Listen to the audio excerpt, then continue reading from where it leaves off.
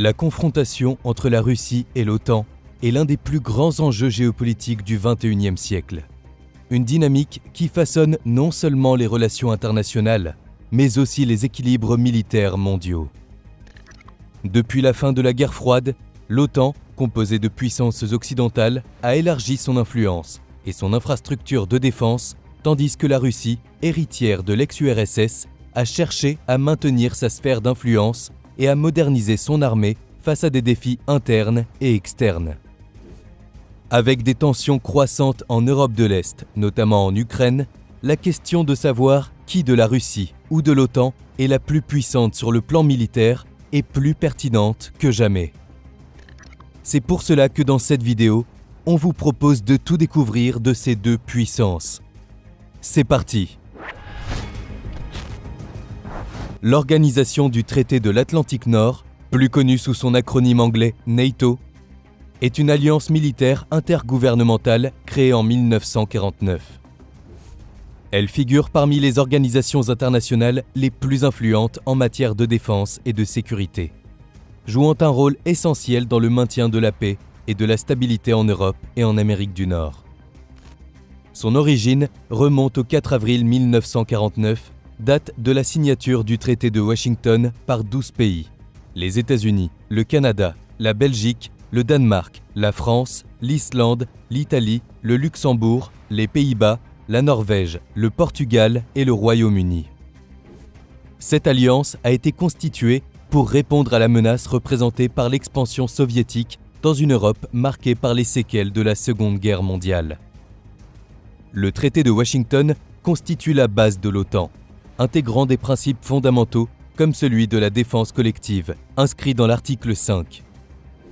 Celui-ci stipule qu'une attaque armée contre un ou plusieurs membres situés en Europe ou en Amérique du Nord est considérée comme une attaque contre l'ensemble des membres. Cet article n'a été invoqué qu'une seule fois après les attentats du 11 septembre 2001 aux États-Unis.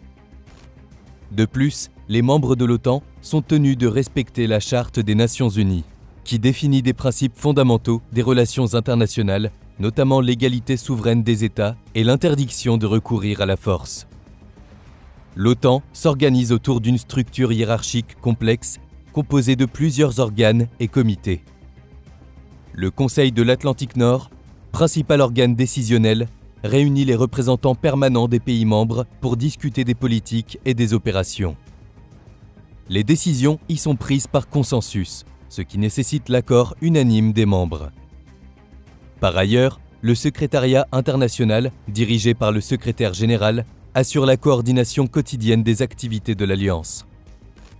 En septembre 2024, après 10 ans à ce poste, Jens Stoltenberg a cédé la place à Mark Rutte, ancien Premier ministre des Pays-Bas. Enfin, l'OTAN compte deux commandements stratégiques majeurs. Le commandement allié Opération, basé à Mons en Belgique, qui supervise les opérations militaires, et le commandement allié Transformation, situé à Norfolk en Virginie, aux États-Unis, qui se concentre sur l'innovation et la transformation militaire. Depuis sa création, l'Alliance s'est élargie par étapes, passant de 12 membres à 32 pays en 2024. Cet élargissement, qui a intégré des nations d'Europe centrale et orientale après la fin de la guerre froide, a renforcé les capacités de défense collective de l'OTAN tout en complexifiant son fonctionnement. Par exemple, le financement des missions repose sur les contributions des membres et des divergences concernant le partage des charges peuvent nuire à l'efficacité de l'Alliance en période de crise. En parallèle, l'OTAN a développé des partenariats avec plusieurs pays à travers des initiatives, telles que le Partenariat pour la paix, qui inclut des pays comme l'Ukraine et l'Irlande, le dialogue méditerranéen, auquel participent Israël et le Maroc, ou encore l'initiative de coopération d'Istanbul, impliquant notamment le Qatar et le Koweït. Ces partenariats visent à renforcer la coopération en matière de sécurité et à favoriser la stabilité régionale. Cependant, il faut savoir que les tensions internes ne cessent de grandir, mettant en péril le bon fonctionnement de l'organisation. Cela se voit notamment sur le cas de l'Ukraine, où certains pays aident plus Kiev que d'autres. C'est par exemple le cas des États-Unis. En avril 2024, un plan de financement est approuvé, avec comme objectif de renforcer les capacités de défense ukrainiennes face à l'invasion russe. Ainsi, 61 milliards de dollars ont été débloqués pour fournir à l'Ukraine un éventail complet d'équipements de pointe, allant des systèmes de défense anti-aérienne aux munitions de précision, en passant par les véhicules blindés. De plus, un volet important du plan prévoit également la formation intensive des forces ukrainiennes à l'utilisation de ces nouveaux systèmes d'armes. Ainsi, en s'engageant aussi massivement aux côtés de Kiev, Washington envoie un signal fort à Moscou, réaffirmant son soutien indéfectible à la souveraineté et à l'intégrité territoriale ukrainienne. Il y a aussi la France, qui, en juin 2024, a annoncé la livraison à l'Ukraine d'avions de chasse français Mirage 2000 et le renfort d'instructeurs militaires. D'autres membres, au contraire, se rapprochent de la Russie, comme la Hongrie. Par exemple, fin mai 2024, on apprend que Budapest bloque l'aide européenne à l'Ukraine, d'une valeur de 7,2 milliards de dollars. En fait, il y a eu la création d'un fonds de soutien pour Kiev, mais le président hongrois, Viktor Orbán, a refusé de valider les textes juridiques permettant sa mise en œuvre. Ensuite, en juin 2024, on apprend que les États membres de l'UE ont approuvé l'utilisation de plus de 1,5 milliard de dollars de revenus provenant d'actifs russes gelés pour envoyer un soutien militaire à l'Ukraine. Cependant, pour cela, ils ont dû trouver un moyen légal de contourner le veto hongrois que le pays avait mis contre cette mesure. Auparavant, en 2019, il y avait eu aussi des tensions entre les États-Unis et la Turquie, car cette dernière avait acheté le système de défense aérienne S-400 à la Russie, malgré les critiques sévères de l'OTAN et de Washington. Mais en 2022, les choses ont changé. Le président turc Erdogan s'est même rendu en Ukraine pour signer un accord visant à accroître les échanges de drones entre les deux pays. La Russie a répondu en disant que les drones turcs risquaient de déstabiliser la région. Certains membres de l'OTAN sont aussi inquiets de la réélection de Donald Trump. Trump a déjà exprimé des critiques sévères à l'égard de l'organisation, notamment en remettant en question l'engagement des États-Unis à défendre les alliés de l'OTAN en cas d'attaque.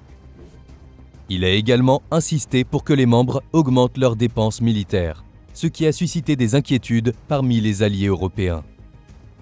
En effet, Trump a critiqué l'OTAN pour ce qu'il considère comme une répartition inéquitable des charges, affirmant que les États-Unis supportent une part disproportionnée des coûts de défense de l'Alliance. Il a même évoqué la possibilité de retirer les États-Unis de l'OTAN si les autres membres ne contribuaient pas davantage. Cependant, selon ses dires, il ne cherchera pas à affaiblir l'OTAN, mais plutôt à renforcer la contribution des autres membres. Il ne faut pas non plus oublier que les relations avec l'Union européenne pourraient être marquées par des tensions commerciales, Trump ayant déjà exprimé des critiques sévères à l'égard des politiques commerciales de l'Union européenne. Ce qui aurait des conséquences directes sur les relations entre certains membres européens de l'OTAN et les États-Unis. On peut ensuite parler du conflit russo-ukrainien. L'avenir des relations entre les États-Unis et la Russie sous la présidence de Donald Trump est incertain et dépendra de plusieurs facteurs. Vladimir Poutine a déclaré que l'évolution des relations russo-américaines dépendra de la volonté des États-Unis d'engager un dialogue ouvert. Trump, de son côté, a exprimé son intention de maintenir un dialogue avec la Russie. Il a même eu des échanges avec Vladimir Poutine peu après sa réélection, discutant de la possibilité de mettre fin au conflit en Ukraine. Trump a souvent répété son intention de résoudre le conflit en Ukraine rapidement, ce qui montre son intérêt pour un dialogue continu avec la Russie. Il faut savoir qu'il a exprimé des positions variées sur la guerre en Ukraine. Trump a promis de négocier une fin rapide au conflit, ce qui pourrait impliquer des concessions importantes de la part de l'Ukraine. De plus, il a critiqué le montant de l'aide financière et militaire que les États-Unis fournissent à l'Ukraine, suggérant que cet argent pourrait être mieux utilisé pour des priorités domestiques américaines. Pourtant, l'Ukraine est très dépendante de l'aide américaine pour soutenir ses efforts de défense contre l'agression russe. Une réduction de ce soutien sous la présidence de Trump pourrait donc affaiblir la position de l'Ukraine dans le conflit. Cependant, le président ukrainien Volodymyr Zelensky a exprimé son espoir de continuer à travailler avec les États-Unis pour renforcer le partenariat stratégique entre les deux pays. Ainsi, Zelensky espère que les États-Unis resteront un allié clé dans la lutte de l'Ukraine pour sa souveraineté et son intégrité territoriale. Regardons maintenant d'un peu plus près ce qui se passe du côté de la Russie. Actuellement, l'armée russe figure parmi les 3 plus grandes puissances militaires mondiales, aux côtés des États-Unis et de la Chine. En 2024, elle vise un effectif de 2,2 millions de membres, dont 1,32 million de soldats. Selon Reuters, le budget militaire de la Russie est passé de 40 milliards de dollars en 2021 à 121 milliards en 2024, représentant désormais 29,4% du budget global du pays, contre seulement 14,4% 3 ans plus tôt. L'armée russe est divisée en plusieurs branches. Tout d'abord, les forces terrestres. Créées le 7 mai 1992 suite à la dissolution de l'armée soviétique. Elles comptaient environ 550 000 membres en 2023 et sont reconnues pour leur supériorité en matière d'armes lourdes, notamment les chars d'assaut. La Russie possède environ 2685 chars en service, parmi lesquels les T-72, T-90 et T-14 Armata. Cependant, depuis le début de la guerre en Ukraine, entre 488 et 700 chars auraient été détruits. Malgré ces pertes, les réserves restent importantes, assurant à la Russie un stock suffisant à court terme. Les forces terrestres incluent aussi les forces des missiles stratégiques, composante clé de la dissuasion nucléaire terrestre. Créées par l'URSS en 1959, ces forces gèrent les missiles sol-sol à longue portée. Leur effectif, estimé à 18 000 personnes en 2014, a été renforcé de 8 500 membres en 2020. Une autre composante notable des forces terrestres sont les troupes aéroportées, des unités de réaction rapide capables d'opérations spéciales ou d'attaques derrière les lignes ennemies. Succédant aux troupes aéroportées soviétiques en 1992, elles comptaient 45 000 membres en 2015 et ont été déployées dans plusieurs conflits, notamment en Tchétchénie, en Géorgie en 2008, en Syrie et en Ukraine depuis 2022. Une autre branche importante est constituée des forces aérospatiales, responsables de l'aviation, de la défense aérienne et de la collecte de renseignements via satellite. En 2020, elle comptait environ 165 000 personnes.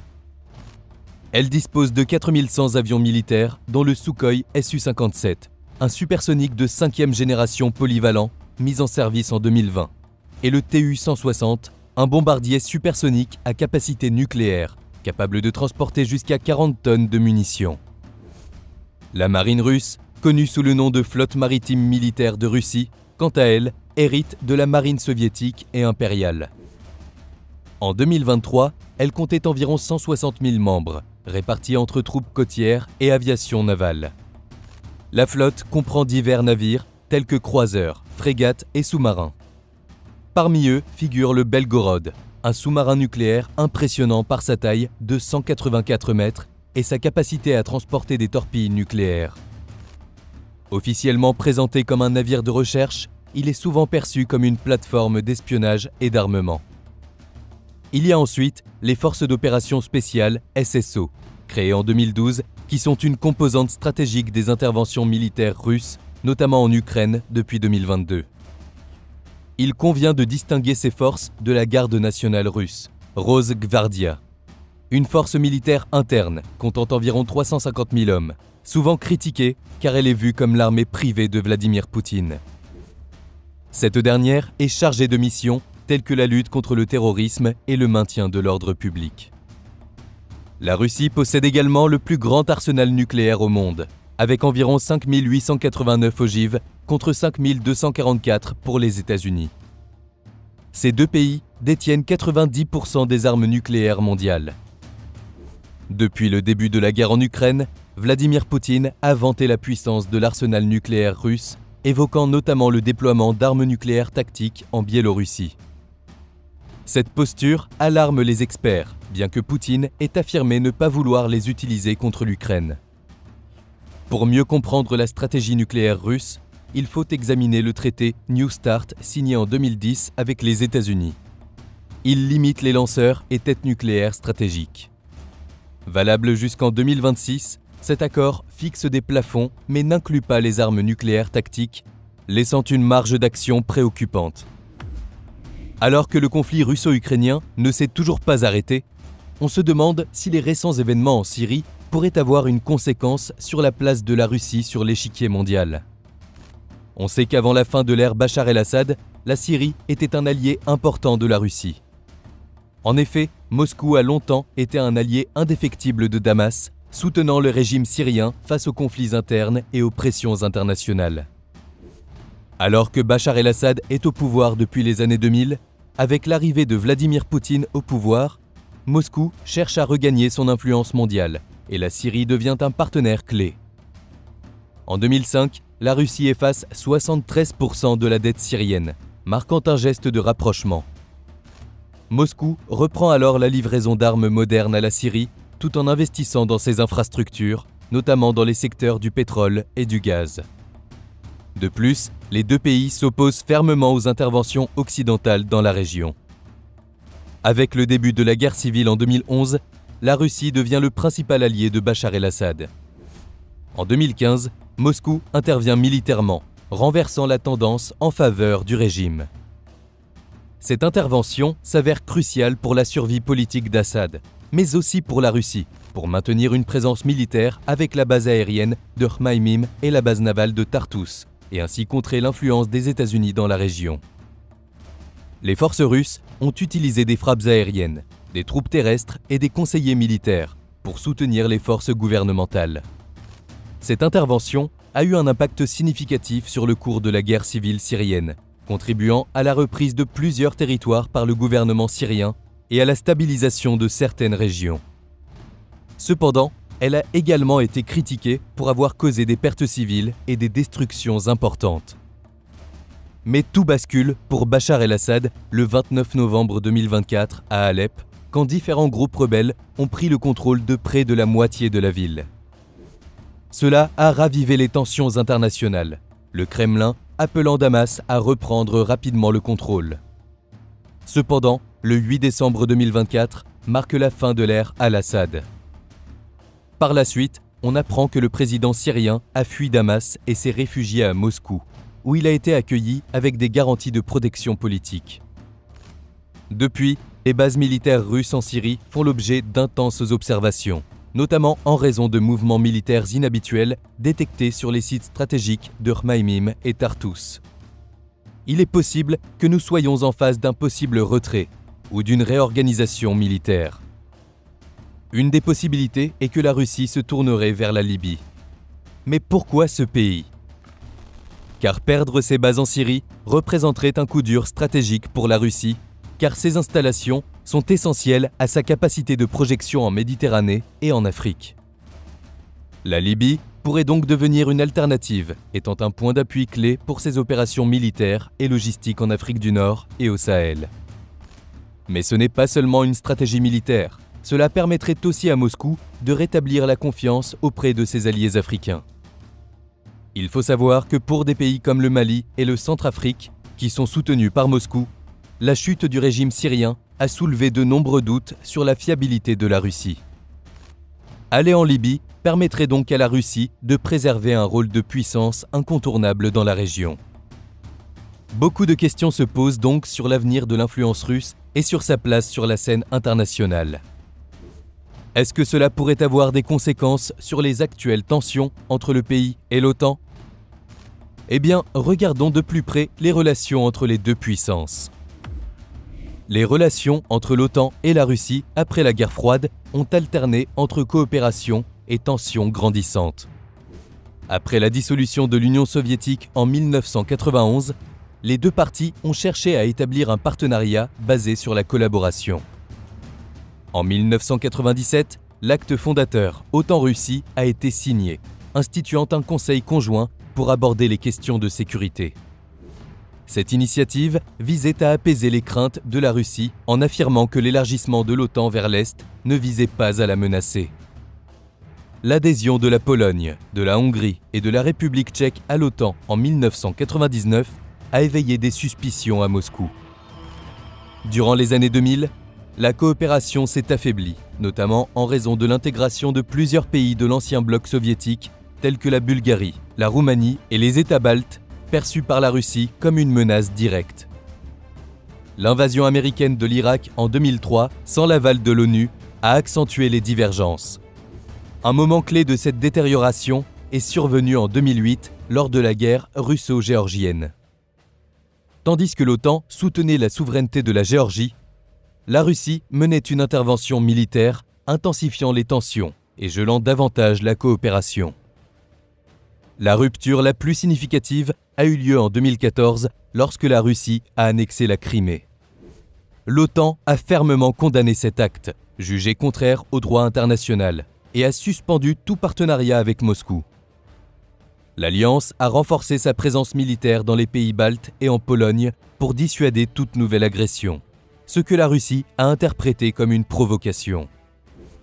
Cette période a marqué un tournant vers une confrontation ouverte avec des accusations d'ingérence russe dans les affaires européennes, des cyberattaques et des manœuvres militaires près des frontières de l'OTAN. De son côté, la Russie a dénoncé l'expansion continue de l'Alliance et son soutien accru à l'Ukraine et à la Géorgie. En 2022, l'invasion de l'Ukraine par la Russie a marqué un point de non-retour. L'OTAN a intensifié ses déploiements en Europe de l'Est tout en fournissant une assistance militaire massive à l'Ukraine. Cette guerre a également accéléré l'adhésion de la Finlande et de la Suède à l'OTAN en 2023 et 2024. Une décision perçue par Moscou comme une menace directe. La Russie a alors renforcé sa rhétorique hostile, notamment en agitant la menace nucléaire. Malgré des déclarations sur la nécessité d'éviter une escalade militaire, les relations restent profondément marquées par l'affrontement. Tant que les différends autour de l'Ukraine et de l'élargissement de l'OTAN persistent, une amélioration semble improbable. Pourtant, à la fin de septembre 2024, une annonce inattendue pourrait bouleverser cet équilibre fragile. En septembre 2024, l'Ukraine a demandé l'autorisation de cibler des zones en profondeur sur le territoire russe en utilisant les missiles fournis par les pays occidentaux. De plus, Kiev a sollicité la levée de toutes les restrictions imposées par l'OTAN concernant l'utilisation d'armes occidentales sur le sol russe. L'objectif principal de l'Ukraine est d'obtenir l'accord des États-Unis pour utiliser des missiles longue portée américains contre la Russie. En réaction, Vladimir Poutine a averti que si les Occidentaux permettaient de telles frappes, cela équivaudrait à une déclaration de guerre de l'OTAN contre la Russie. Dans une vidéo publiée sur Telegram, le président russe a déclaré « Si cette décision est prise, cela reviendra à une implication directe des pays de l'OTAN dans le conflit en Ukraine. Cela modifierait la nature même de la guerre. Cela signifierait que les pays de l'OTAN sont en guerre contre la Russie. » Pendant un temps, les États-Unis ont refusé de soutenir cette demande, craignant une escalade qui pourrait conduire à un affrontement direct entre deux puissances nucléaires. Cependant, le 17 octobre 2024, le président américain Joe Biden a autorisé l'Ukraine à utiliser ses missiles à longue portée pour frapper des cibles en territoire russe. Cette décision est intervenue en réaction à l'engagement de soldats nord-coréens aux côtés de la Russie dans le conflit ukrainien. L'Ukraine a rapidement mis en œuvre cette autorisation. Le 19 novembre 2024, elle a utilisé les missiles ATA-CMS pour frapper un dépôt de munitions dans la région russe de Bryansk. En réponse, le président russe Vladimir Poutine a signé des amendements à la doctrine nucléaire russe, élargissant les conditions d'utilisation des armes nucléaires, notamment en cas d'attaque massive contre la Russie par des moyens conventionnels. Parallèlement, le secrétaire général sortant de l'OTAN, Jens Stoltenberg, a souligné dans son discours d'adieu que les membres de l'Alliance doivent rester fidèles à ses valeurs fondatrices. Il a également affirmé que l'Ukraine n'avait jamais été aussi proche de rejoindre l'OTAN. Stoltenberg a expliqué « Aujourd'hui, le président Poutine pense pouvoir atteindre ses objectifs par la force sur le champ de bataille et croit pouvoir nous épuiser. C'est pourquoi il continue sa guerre brutale. Je ne crois pas que nous puissions changer ses convictions, mais je pense que nous pouvons modifier ses calculs. En augmentant les livraisons d'armes à l'Ukraine, nous pouvons lui montrer que ses ambitions sont vouées à l'échec et rendre cette guerre si coûteuse qu'il sera contraint de reconnaître le droit souverain de l'Ukraine à exister en tant que nation démocratique. Quelques mois auparavant, Stoltenberg avait déjà affirmé qu'il n'était pas trop tard pour que Kiev triomphe face à Moscou, mais que cela nécessitait que l'Occident respecte ses engagements en fournissant davantage d'armes. Mais qu'en est-il de l'Europe ? Une guerre est-elle possible ? Et en déclarant la guerre aux pays membres de l'OTAN, Vladimir Poutine aurait-il une chance de victoire ? En avril 2024, Radosław Sikorski, ministre polonais des Affaires étrangères, a estimé que Vladimir Poutine se dirigeait vers une défaite inévitable. Selon lui, l'OTAN dispose d'une supériorité militaire écrasante. 3 fois plus de personnel, 3 fois plus d'unités aériennes et 4 fois plus de navires que la Russie. Toutefois, Sikorski a souligné que la seule chance de victoire pour Poutine résidait dans un manque de détermination des nations occidentales. Un scénario plausible, étant donné les divergences entre les membres de l'Alliance sur la gestion du conflit en Ukraine et les relations avec la Russie. Par ailleurs, les menaces nucléaires répétées de Poutine continuent de semer l'inquiétude. Des rapports indiquent qu'il aurait déployé des armes atomiques en Biélorussie, un voisin de la Pologne, de la Lituanie et de la Lettonie, tous membres de l'OTAN. Ces tensions ont poussé plusieurs pays européens à renforcer leur défense. Le président polonais, Andrzej Duda, a déclaré en avril 2024 que son pays serait prêt à accueillir des armes nucléaires si l'OTAN décidait de renforcer sa présence à l'Est. De son côté, l'Allemagne intensifie ses investissements militaires pour se positionner comme la colonne vertébrale de la défense européenne. En novembre 2023, elle a également doublé son aide militaire à l'Ukraine, la portant de 4 à 8 milliards de dollars. La Suède, quant à elle, a également révisé sa position. Longtemps opposée à l'adhésion à l'OTAN, l'opinion publique et les partis politiques ont radicalement changé de cap après l'invasion de l'Ukraine en février 2022. Dès mai 2022, une large majorité parlementaire a voté en faveur de la demande d'adhésion. Le budget militaire suédois a suivi cette évolution, passant de 6,5 milliards de dollars en 2020 à 8,8 milliards en 2023, avec des augmentations prévues pour 2025 et 2026. L'objectif est d'atteindre les 2% du PIB consacré à la défense, conformément aux exigences de l'OTAN. L'adhésion de la Suède et de la Finlande à l'OTAN a transformé la mer Baltique en une zone quasi entièrement entourée de membres de l'Alliance, souvent surnommée le lac de l'OTAN. Un territoire clé de cette région est l'île de Gotland, propriété de la Suède et remilitarisée depuis 2018. Cette position stratégique permet à l'OTAN de bloquer toute tentative russe d'envoyer des navires depuis le nord-ouest. Cependant, la Russie conserve un atout majeur dans la région, l'exclave de Kaliningrad, située entre la Lituanie et la Pologne. Lourdement militarisée, cette zone est au cœur des scénarios d'escalade les plus redoutés, notamment une potentielle attaque coordonnée de la Russie et de la Biélorussie via Kaliningrad sur le corridor de Suwałki. Une étroite bande de terre reliant la Pologne à la Lituanie. Une telle manœuvre viserait à isoler les pays baltes du reste de l'Alliance. On peut aussi parler de la République tchèque, la Pologne et les pays baltes qui comprennent l'Estonie, la Lettonie et la Lituanie et qui craignent une invasion russe. Ces pays partagent des frontières avec la Russie ou sont proches de régions sensibles comme la Biélorussie et la région de Kaliningrad. Ainsi, la République tchèque a renforcé sa défense en coopérant avec ses alliés de l'OTAN et en participant à des exercices militaires conjoints. Le pays a également mis en place des mesures de cybersécurité pour protéger ses infrastructures critiques. De son côté, la Pologne a pris plusieurs mesures pour se préparer à une éventuelle invasion russe. Elle construit une route pour faciliter le transfert rapide des troupes vers la frontière avec la Russie. De plus, le pays a renforcé ses forces armées et a commencé à former ses citoyens aux techniques de défense. Enfin, les pays baltes ont renforcé leur défense en coopérant avec l'OTAN et en augmentant leurs dépenses militaires. Ils ont mis en place des exercices militaires réguliers et ont renforcé leurs capacités de défense aérienne et terrestre. La situation géopolitique en Europe de l'Est témoigne d'une polarisation croissante entre l'OTAN et la Russie, marquée par des rivalités stratégiques, militaires et idéologiques.